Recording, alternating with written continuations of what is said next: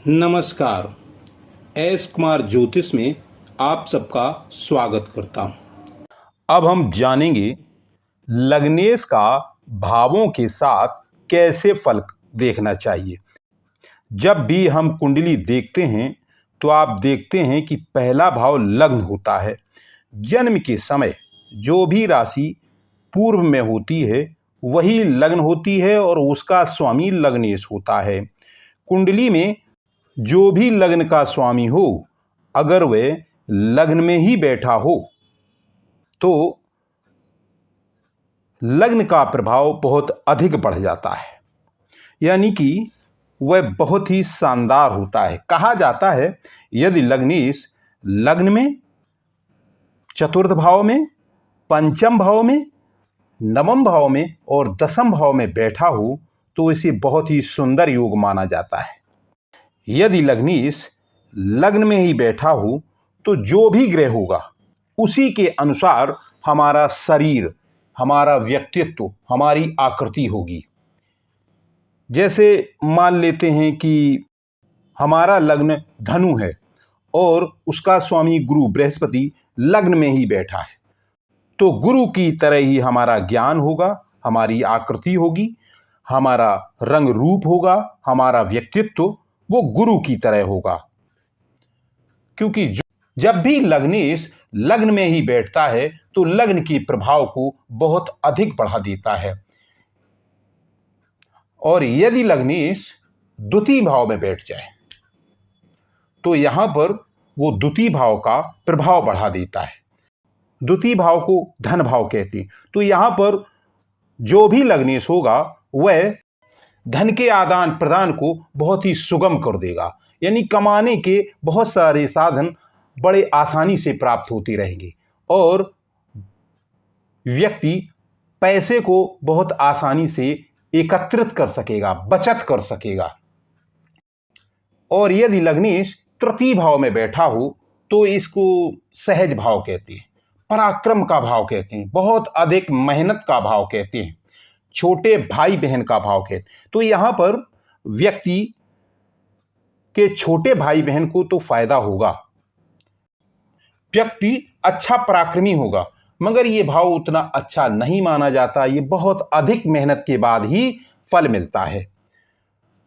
और यदि लग्नेश चतुर्थ भाव में बैठे तो चतुर्थ भाव का प्रभाव बहुत अधिक बढ़ जाता है, इसको सुख भाव कहते हैं। चतुर्थ भाव में जब लग्नेश बैठता है तो ऐसे व्यक्ति को माँ का प्यार बहुत अधिक मिलता है, यानी माँ से बहुत अच्छी बनती है। घर, गाड़ी, वाहन, सभी प्रकार के सुख सुविधाएं बड़े आसानी से प्राप्त लग्नेश कराते हैं, क्योंकि वैसे भी चतुर्थ भाव सुख का भाव है और लग्नेश का चतुर्थ भाव में आना तो सुखों को और बढ़ा देता है। इसलिए लग्नेश यदि चतुर्थ भाव में हो तो सुख भाव बहुत ही प्रबल भाव हो जाता है। और यदि लग्नेश पंचम भाव में हो, पंचम भाव को त्रिकोण भाव कहते हैं। कुंडली में प्रथम भाव, पंचम भाव और नवम भाव को त्रिकोण कहा जाता है। हालांकि प्रथम भाव को केंद्र और त्रिकोण दोनों का अधिकार प्राप्त है। पंचम भाव को सुत भाव कहते हैं, संतान का भाव कहते हैं, विद्या का भाव कहते हैं, बुद्धि ज्ञान का भाव कहते हैं। अगर लग्नेश पंचम भाव में तो यहां पर वो संतान सुख को बहुत अधिक बढ़ा देते हैं। संतान शिक्षित होती है, व्यक्ति काफी विद्वान, काफी ज्ञानी हो जाता है, ऐसे व्यक्ति की शिक्षा बहुत अच्छी होती है। पंचम भाव से जो भी सुख सुविधाएं होती हैं वो काफी प्रबल हो जाती हैं। पंचम भाव से जो भी शुभ फल होते हैं वो काफी प्रबल हो जाते हैं। और यदि लग्नेश छठवें भाव में बैठ जाए तो इसको रिपु भाव कहते हैं। यहां पर लग्नेश काफी परेशान करते हैं। यहां पर होगा क्या कि शत्रु प्रबल हो जाएगा, लड़ाई झगड़े होंगे, मुकदमा हो सकता है, रोग बढ़ सकते हैं, क्योंकि रोगों को भी प्रबल करेंगे। लग्नेश जिस भी भाव में बैठते हैं उसको प्रबल कर देते हैं और उसका प्रभाव बढ़ा देते हैं, बीमारियां बढ़ जाएंगी। तो लग्नेश यदि छठे भाव में बैठे तो काफी परेशानियां खड़ी हो जाती हैं। और यदि लग्नेश सप्तम भाव में बैठे हों तो इसको जया भाव कहते हैं, पत्नी का भाव कहते हैं। यहां लग्नेश पत्नी से बहुत अधिक लगाव बढ़ाते हैं, यानी कि यदि लग्नेश सप्तम भाव में है तो ऐसे व्यक्ति का पत्नी से बहुत अधिक लगाव बढ़ जाएगा। शुभ अशुभ अलग बात है। जैसे मान लेते हैं कि ये भाव अशुभ है, तो अच्छी पत्नी है तब भी बहुत ज्यादा लगाव बढ़ेगा, बुरी पत्नी है तब भी बहुत ज्यादा लगाव बढ़ेगा। लगाव तो बढ़ना ही। सप्तम भाव में लग्नेश होने से साझेदारी, यानी यदि व्यापार करते हैं तो अपने साझेदार से बहुत अच्छी बनेगी, बहुत अच्छा व्यापार होगा। तो सप्तम भाव में लग्नेश अच्छा फल देते हैं। और यदि लग्नेश अष्टम भाव में हो तो यह भाव मृत्यु का भाव कहा जाता है, दुर्घटना, बीमारी आदि का भाव कहा जाता है। तो यहां पर वो दुर्घटना बढ़ा सकते हैं, बीमारी बढ़ा सकते हैं, कलेश बढ़ा सकते हैं, बहुत सारे रोग विघ्न पैदा कर सकते। क्यों? क्योंकि ये अष्टम भाव को जागृत कर देंगे, बहुत अधिक प्रबल कर देंगे। तो यहां पर व्यक्ति को लग्नेश अगर बैठे हैं तो काफी परेशान करते हैं, क्योंकि लग्नेश जब अष्टम भाव में बैठते हैं तो ऐसे व्यक्ति को बहुत संघर्ष के बाद सफलता मिलती है, यानी एक एक सफलता के लिए उसको बहुत संघर्ष करना पड़ता है। यहां पर व्यक्ति को ये काफी परेशान करते हैं, बड़े मुश्किल से सफलता देते हैं। और यदि लग्नेश नवम भाव में बैठ जाए, इसे धर्म भाव कहते हैं, इसे भाग्य भाव कहते हैं। यहां पर व्यक्ति को बहुत धार्मिक बनाते हैं, भाग्योदय करते हैं। ऐसा व्यक्ति काफी धार्मिक होता है, धार्मिक स्थानों की यात्राएं करता है, दूर देश की भी यात्राएं करता है। यहां पर लग्नेश बहुत शुभ होते हैं, क्योंकि नवम भाव में लग्नेश योग कारक होते हैं। तो नवम भाव में जब भी लग्नेश बैठते हैं तो आदमी को, तो ऐसे व्यक्ति को बहुत शुभ फल देते हैं।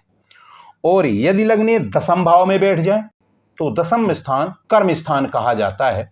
यहां पर लग्नेश व्यक्ति को बहुत अधिक कर्मशील बना देते हैं।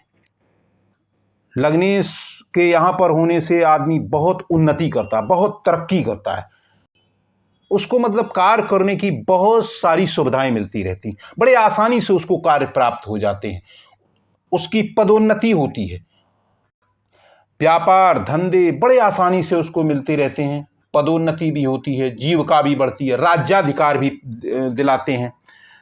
दसम भाव में लग्नेश बहुत शुभ योग कारक होते हैं। और यदि लग्नेश एकादश भाव में बैठ जाएं तो इसे लाभ स्थान कहते हैं।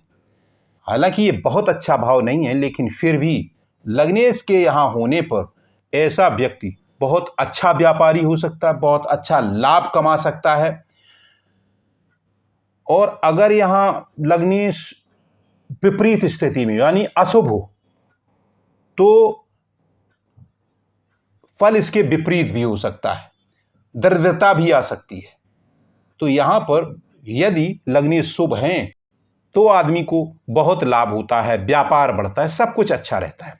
और यदि लग्नेश 12वें भाव में हो तो 12वें भाव में लग्नेश का होना अच्छा नहीं होता है। इसको खर्च का भाव कहते हैं, व्यय का भाव कहते हैं, हानि का भाव कहते हैं, पाखंड, आत्महत्या आदि का भाव कहते हैं। तो यहां पर लग्नेश अच्छे नहीं होते हैं। तो लग्नेश का कुंडली के किस भाव में कैसे फल करना है ये आपकी समझ में आ गया होगा। अब आगे हम हर लग्नेश का किस भाव में होने से क्या फल होता है हम एक एक करके बताएंगे। ये वीडियो यहीं तक, फिर मिलेंगे अगले वीडियो में। धन्यवाद।